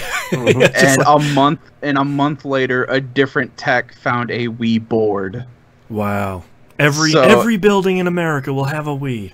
Yeah, and this company is not in the medical community at all. I don't know why they had a Wii and a Wii board. That's great. Mario and Sonic at the Olympic Games Tokyo 2020 comes out on the Switch. Shockingly good party games. Yeah, and boy, does that pixel mode look really good. If anyone hasn't seen the pixel version of that game, you should really go check that out. Red Dead Redemption 2 comes out on PC. Talking about a really good-looking game. Yeah, you make your video card sweat, but God, that game looks really good. Valfaris comes out on the PS4 on the 5th and Xbox One on the 8th. It sounds like a you and Nimp kind of game, just off the name alone. No, it is a the company that made oh god, what was that metal platforming game? I don't remember. This is basically a incredible.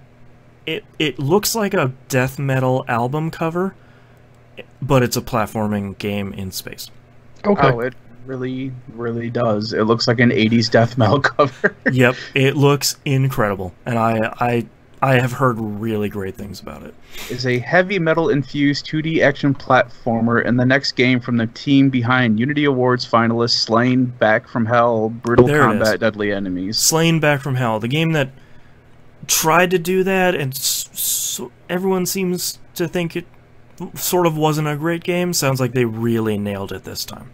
Mm-hmm. Death Stranding coming out this Friday on PS4.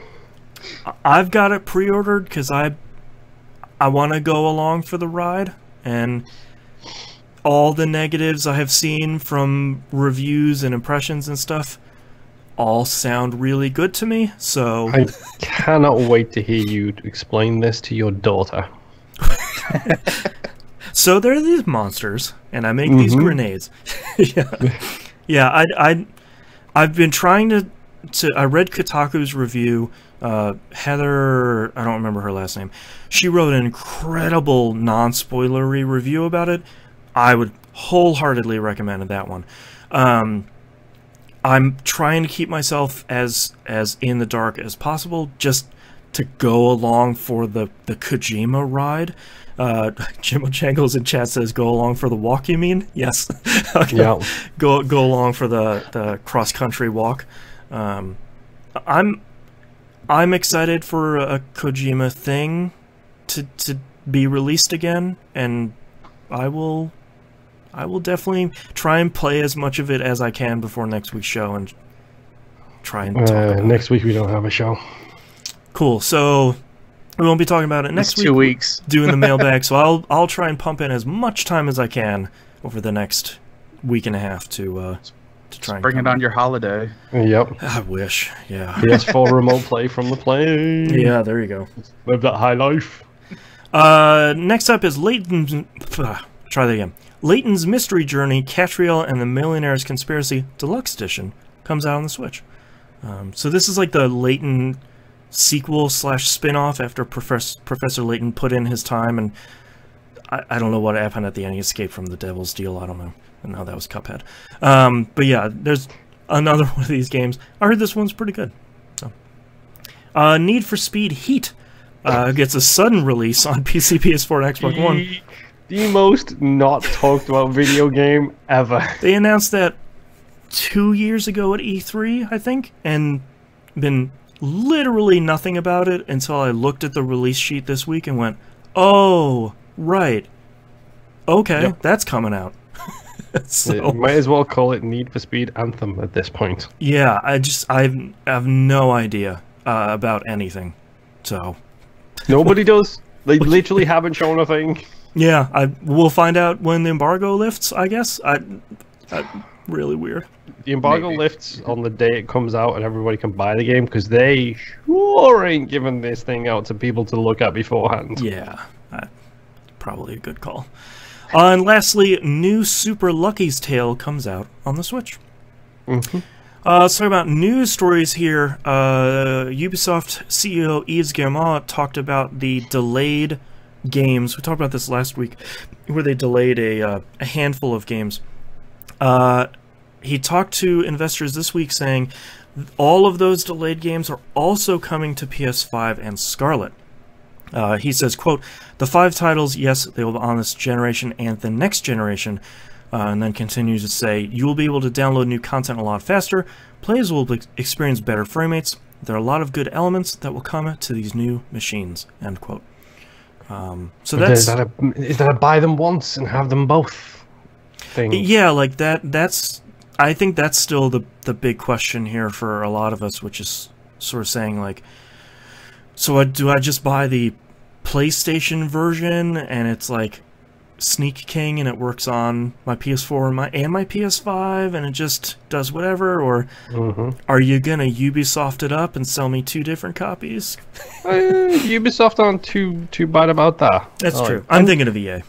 To be honest, if they wanted to do like a little $2-3 upcharge to get the next generation version as well, sure, I would be okay with that if it wasn't for the microtransactions rammed down our throats with every single video game out there right now. So screw off if you think I'm paying twice for the same game, if you want to shove microtransactions in everything you put in. And part of it for me is like, I'm excited mostly for Watch Dogs Legion. The rest of them is sort of like, those all look good. But for me, if I know Watch Dogs is come out on PS4 and PS5, and I know I'm going to get a PS5, I'll just wait and play it on my PS5. Like, I don't need to play it day one. I can just wait for it to come out. If it's not coming out on both platforms day and date, I'll just wait for it on the PS5, and like, that can be my PS5 launch game. That isn't really going to bother me that much. So that, and the hard drive full of 300 other games that you have, which better just straight be a plug-in and transfer it thing. I only have the stock 1 terabyte drive in my PS4, so I don't have that many games installed, and I have a lot of screenshots and saved clips of Destiny 2 that I need to get off of there and free up some hard drive space. Whoops. So that'll be interesting. I feel like that's the first. This is really the first cross-generational game acknowledgement.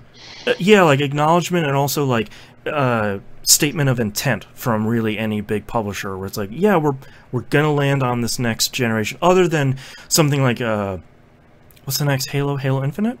Yes. Other than Halo Infinite, it goes saying on like, forever. This is Scarlet, this is a launch game. Like, we know that's gonna land on there. But obviously Microsoft's going to push that because they're the platform holder. But next news story here, Disco Elysium is planned for consoles in 2020.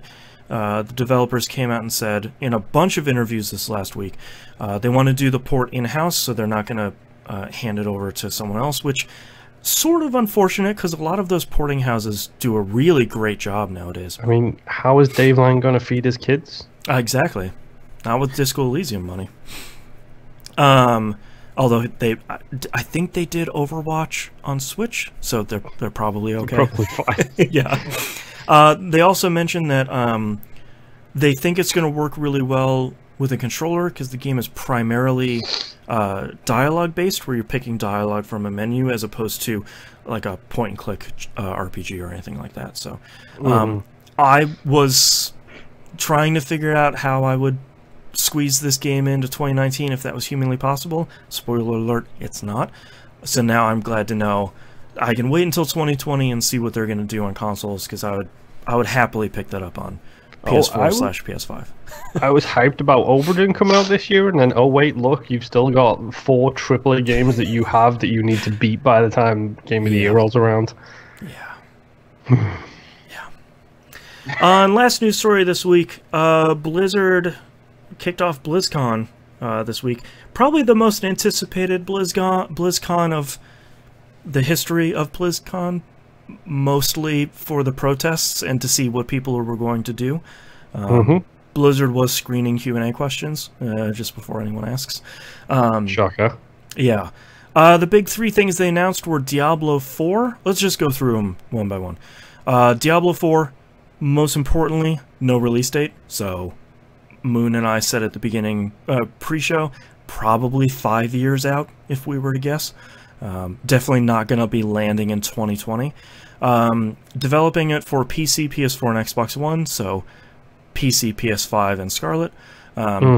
No mention of Switch, which I guess sort of makes sense, even though Diablo 3 has been a runaway success on Switch. They released a 5.5-hour cinematic trailer that you can watch. It's 9.5 minutes. You can watch it now. Yeah. It's really great. And a 1.5-minute gameplay trailer that also looks fairly good. I feel like I'm the only one around that's not super into the art style. They're going back to Diablo 2 with this super grim, dark, ultra-realistic art style.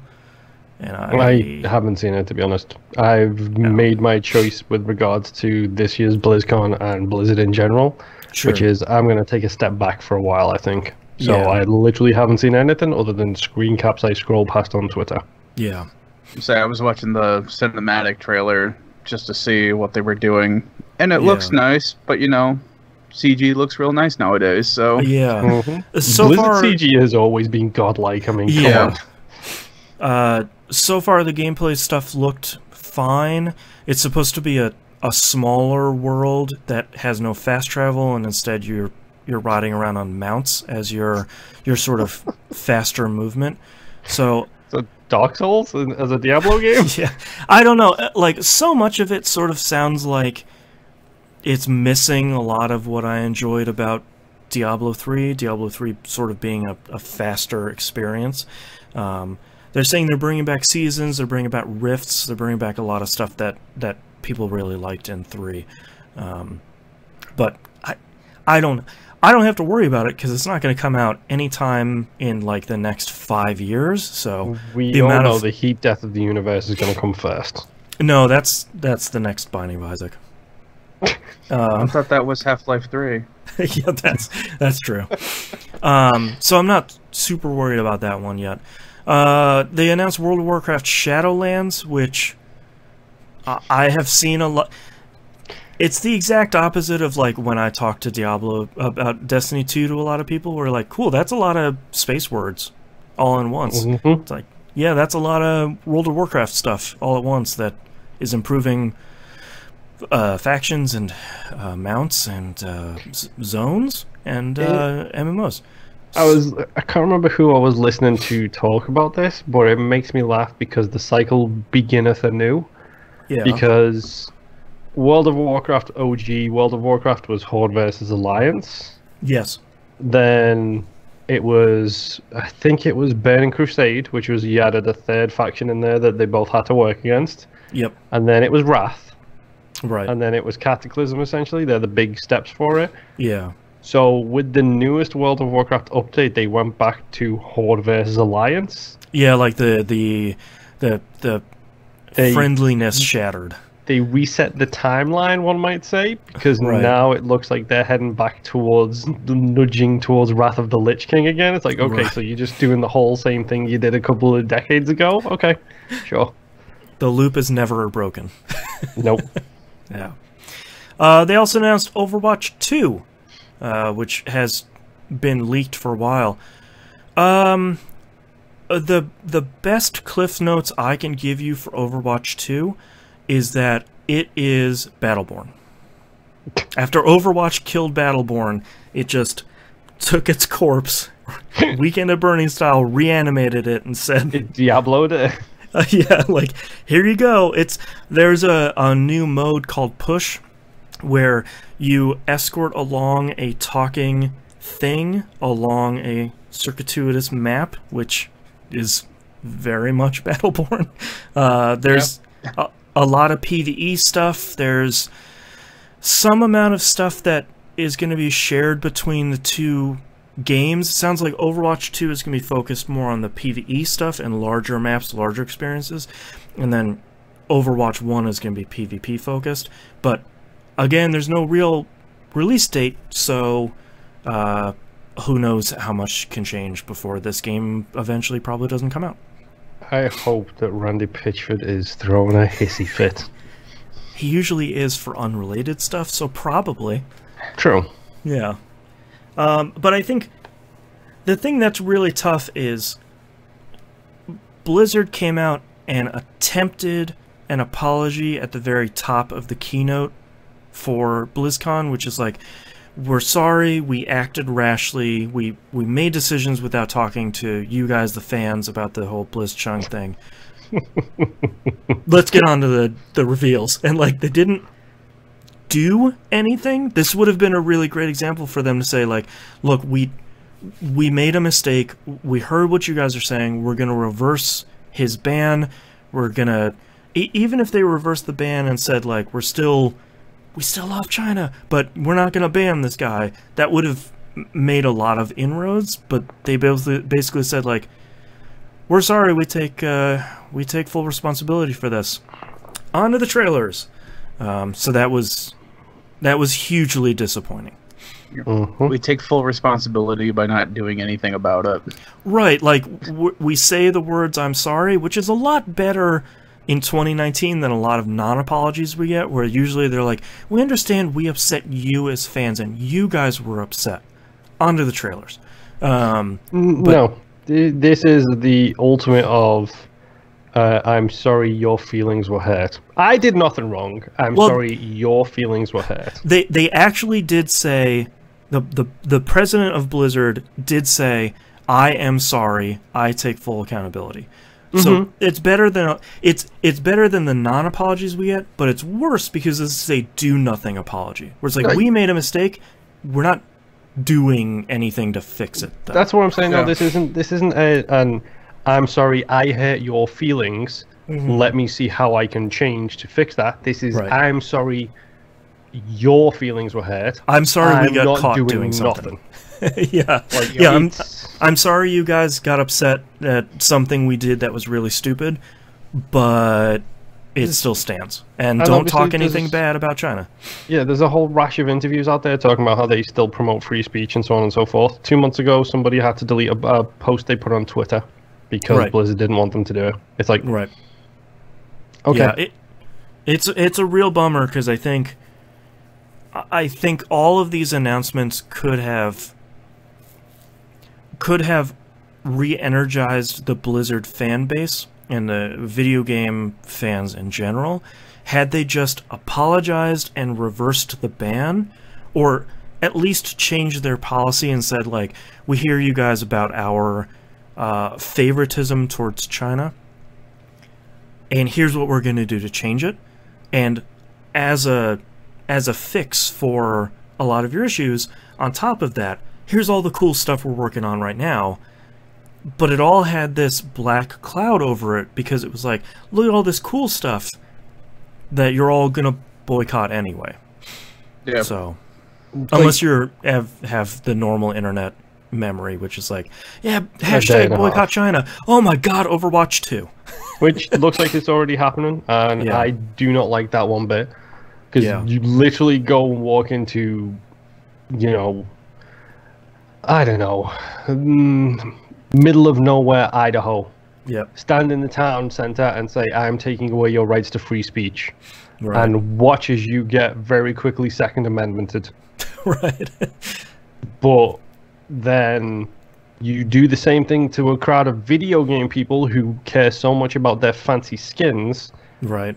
That it's like, no, that's fine. I won't say nothing bad about this situation and this very, whether you like it or not, very sincere and serious issue with global politics. Right. I'm going to ignore that situation because I want my fancy skins. Because Diablo 4 is dark again, like I wanted it to be. Yeah. Yeah. It's a bummer. I'm right now. I will. Oh, God. I have my beliefs. I have my stance. I will not blame anybody if they want to go out and play these games because they're like I discussed this during DBF. Like, if you want to support the teams, if you want to support the crew behind it, right, great. But at the same time, you're also supporting the corporation. Right. Isaac got its DLC that I've been waiting how many years for, and I still haven't bought it because I don't know if I want to support that specific publisher. Exactly. And I've put 100 and change hours into that game, like, easy. Yeah. And I am hesitant over that specific issue because I don't know if I want to support that. Yeah. I'm very much in the same position here where it's like none of this stuff. Diablo 4 is the thing I would care about, but it's not going to come out anytime soon, so it's not one of those things where it's like it's come out in 2 months, so it's not a make your Borderlands choice. 3 concern. Right, and it's like I'm very concerned about where the bed that Blizzard is making, and it will be one of those things where it's sort of like, yeah, Diablo 4 is going to come out. I'm going to have to make a very conscious decision whether or not I want to support what they're doing in general. And that's like Borderlands. It's a larger conversation, I think, than Borderlands 3. Because Borderlands 3 is sort of like, your CEO just kind of personally is kind of a butt. And I'm is really that, and don't then like there's all that. the don't worry about this is not a game as a service game, Right. kind of lies and BS along Whoops, the way. but it is. Yep. There's a lot of talking out of both sides of the mouth, and the simple fact of throwing people under the bus that have nothing to do with the company anymore. Yeah. And it's like, no, I'm not going to support you if you're going to be childish. Yeah. Yeah, so it's going to be interesting for a while to see how we're going to feel about Blizzard, because it's not a small thing that they have chosen to do. So Yeah, and we don't really talk about it on the show because it's changing a lot. I was gonna say, it sucks that now, instead of having to make a choice on buying a video game, making it based off of, well, is this a good game or not, Sure. I now have to think about, okay, what has this company done recently? Right. What has, the talking head, the CEO, whatever. Right. Are there what's going on with hard-wearing them? abusers? Like, that's my big thing about Toe Jam Earl 3. I've crossed that off of my top 10 list this year because they're harboring abusers, and that's a huge problem for me. And I don't think I should support a company that knowingly and willfully does that. Yeah. And that sucks. So, all right, let's move on to questions here since I'm rapidly running out of time. T-Bomb Rocks in Discord says, what was the last game you went to a midnight launch for? What was the last game you stayed up for a midnight launch? I've never done a midnight launch. The closest I did was, I think it was Rock Band 2 or 3. I went with Brad and I went to Best Buy as soon as Best Buy opened. I think it was Rock Band 2. And we waited in front of the store for it to open. But that was at like 8 o'clock in the morning. I waited at a GameStop for Skyrim with a bunch of other people. There you go. Fancy dragon up there. Yeah. At least that's like a big launch that turned out pretty well. It was because the other time, I remember doing it for the original Black Ops with a bunch of work people. Yeah. Because we had all called into work, and so did our boss. And next thing you know, no. we were all on party chat playing Black Ops. Right. That's awesome. Yep. Last midnight release I can remember was Pokemon Silver Gold. The old Game Boy Advance games, because after that I just got lazy and I was like, I ain't doing this no more, sitting outside in the cold. The last one I stayed up for was pretty much every time a new game comes out, because then I look at the clock and it's like, oh, I can play that game now because it's 2 a.m. Wait, it's 2 a.m. Right. I should have been in bed like 4 hours ago. Yeah, being in California, that usually works out in my favor because... Yeah, like a 9 p.m. lucky son Yeah, of a like gun. the Outer Worlds came out at 9 p.m. It's like, cool, I can put like an hour or two in there before going to bed and then making poor sleep decisions that surely won't affect me taking care of a child the next day. Yeah. Yeah. I don't know. I've never been the midnight release type of guy. Most of the games I've been interested in don't come out midnight release. Where it's like Final Fantasy 15, line up at midnight. It's like, nah, man. No. Well, that's the thing too. I try to buy mostly from publishers, developers, straight from them. Right. That way they can get more of the money, which usually means that they're shipping it to my house anyway. So like Cold Steel 3, I got that directly from NIS. I got it the day before. Started playing that as soon as it came in the mail. Yeah. He also asked, did you watch or play anything spooky in October? Now that we're getting towards Thanksgiving/Christmas, do you have any holiday gaming or entertainment traditions? I played a ton of Anthem, and that's pretty spooky. Yeah, there you go. I'm just kidding. I actually kind of like that game, but we'll get to that later this year. Yeah. I mean, other than Halloween events and everything, and Dead by Daylight being a constant throughout the course of this year, gaming-wise, I feel like every game lately has had Halloween events, and I really dig it. They're all a games as a service game. That's why. Yeah, that's the problem. Yeah, I can't wait for the spooky Elite Dangerous Halloween event where just giant skulls start flying through the sky at you. That'd be great. Rocket League, I think, was the only, and what little bit of Rainbow Six Siege that I played recently, but Rocket League was the only one that had a Halloween theme that I was like, all right, yeah, let's play that. Yeah. But I don't really... Bloodborne, I just happened to start in October. It wasn't like, oh, this is a freaky game, let's play that for Halloween. It was just, no, that's when the bug bit me.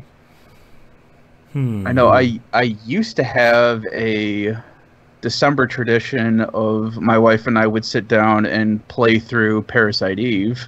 Oh, right. Oh, yeah. Right. Oh, that's a good game. It's a Christmas game. Yep. Yeah.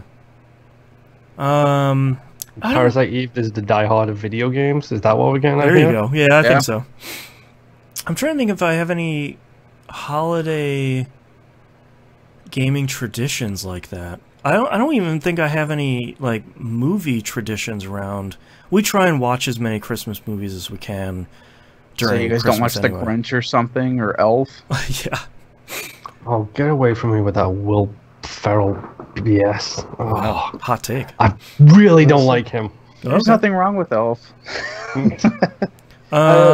My one holiday tradition that I have actually takes place in 2 days, and it's the 5th of November, which means I have to sit down and watch V for Vendetta.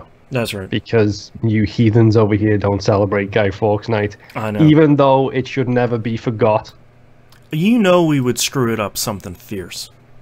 Well, you guys already have like your fireworks celebration stuff in June and July. I mean, come on. That's right. This is what we have in June that's fireworks. I don't bloody know, dude. I'm English. I don't either, and I'm American. This is new to me. I mean, that's the funny thing is, like, that's one of the reasons I love 5th of November is because if you want to have fireworks and big fires and stuff like that, November's the perfect time for it because it's just on the right side of cold where you can stand by the fire and keep warm, and it goes dark real early, so you get fireworks for like 9 hours. It's not the middle of summer. Mm-hmm. Maximus Prime in Discord asks us a question with a little bit of a lead in here. He says, the new Call of Duty Modern Warfare has been an incredible experience, not because the game is incredible, for me in some ways it is, but because it's a strange time warp. Throughout my time with it, I've felt such strong nostalgia. It's mind-twisting because the game is not Call of Duty 4 Modern Warfare or Call of Duty Modern Warfare 2 or 3, which, as a non-Call of Duty fan, as an aside, that whole sentence is crazy. But it gives me some great feelings. Are insane. Yeah, I haven't had for nearly a decade. This finally, he put that in caps, brings me to my question. What new game have you played that gave you such a sense of nostalgia that made you feel like you were booting up a time machine of joy every time you grabbed a controller and started playing? Happy fall gaming season, y'all. Outer Worlds. That was my answer. 100% takes me back to New Vegas and Mass Alpha Effect. Protocol. Yep.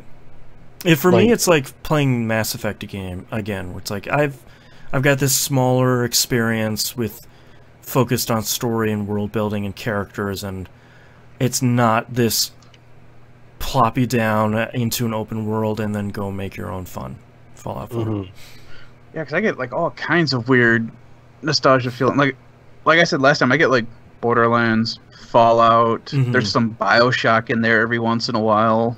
I mean, the game's all over the place, and it's great. It's a great gumbo. Yeah. Jimbo Jangles in chat says Link's Awakening, 100%.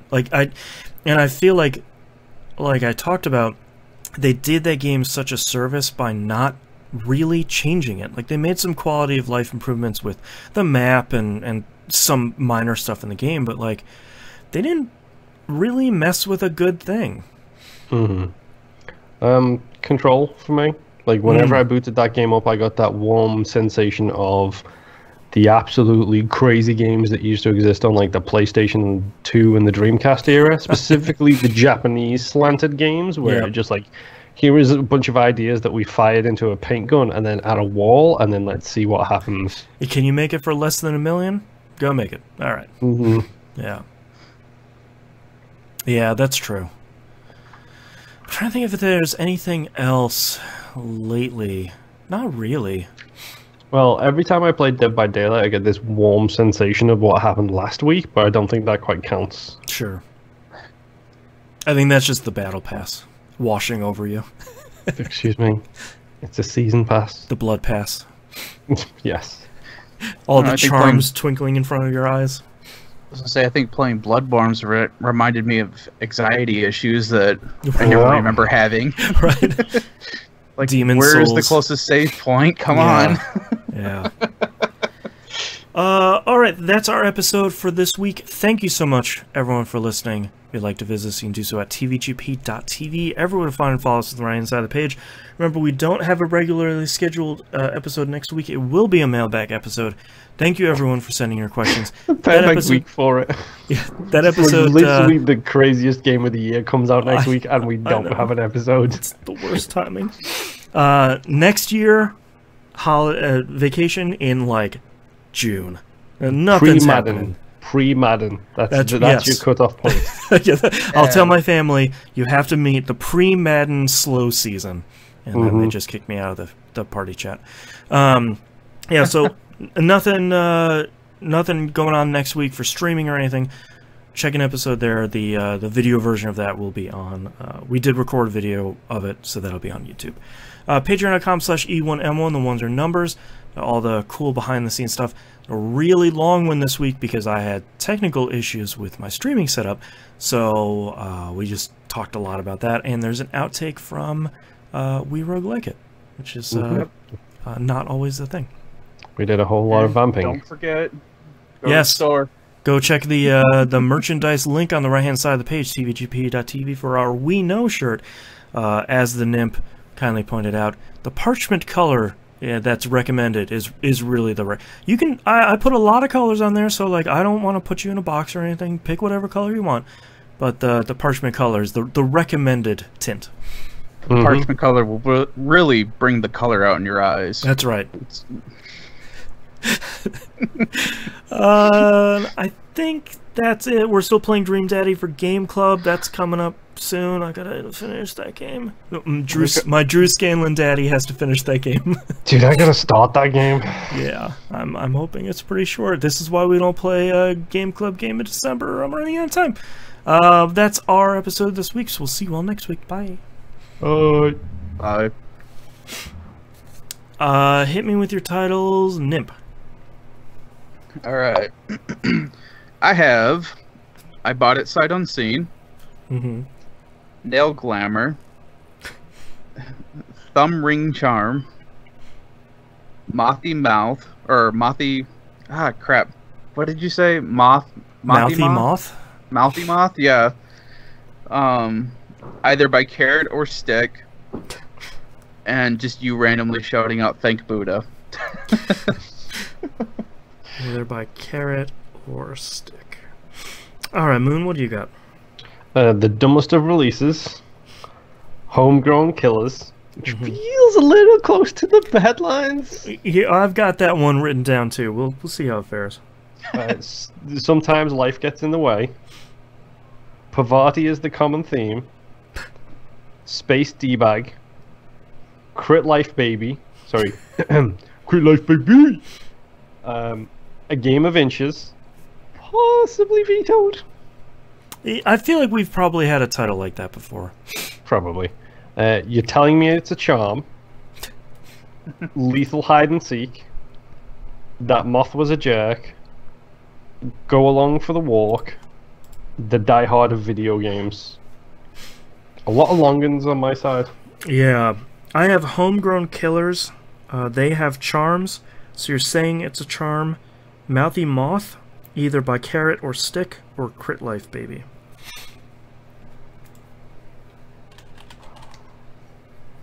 I'm trying to think of anything that jumps. Go through that list again, please.